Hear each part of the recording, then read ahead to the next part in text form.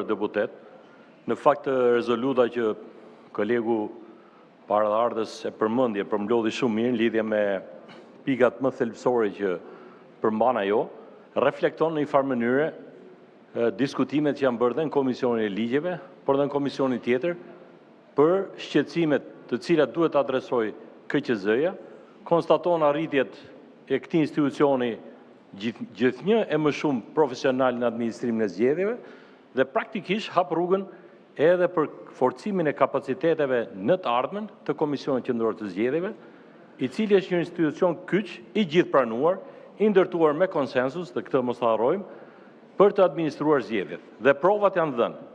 Provat janë dhënë dhe në zgjedhjet e kaluara, për sa i përket rolit të KQZ-s, si dhe në zgjedhjet pjesore që janë zhvilluar në Shqipëri, ku në gjitha konstatimet në raportin e Odirit thuhet një fjalë, aty është një kapitull i plot, një paragraf që thekson një element.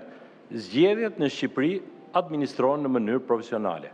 Pra Komisioni Qendror i Zgjedhjeve ka treguar integritetin e mjaftueshëm për të përballuar edhe flukset dhe presionet politike për administrimin profesional të zgjedhjeve, që do të thotë ka një profesionalizëm të evidentuar, ka pavarësi të mjaftueshme dhe ka qenë në gjendje që rrallë herë ndodh kur ka presione politike, një institucion të përballojë në mënyrë transparente vendimarrjet duke adresuar shqetësimin e palëve. Dhe jo më kot raporti e thekson këtë. Pra e theksoi administrim profesional i zgjedhjeve. Dhe kjo është shumë e rëndësishme sepse këto vite është arritur diçka. KQZ-ja zgjer jashtë debatit politik për sa i përket ndikimit në zgjedhje. Për të paktën kemi shpëtuar një institucion. Se pak herë ndodh në Shqipëri shpëtojnë institucione, se gjithë institucionet marrin njolla. Në këtë rast, institucioni i zgjedhjeve, për mënyrën si është ndërtuar, fal edhe një reforme konsensuale të vitit 2020, garantoi transparencë të mjaftueshme dhe madje arriti të organizojë edhe një proces shumë të komplikuar votimi, që ishte procesi i votës së diasporës.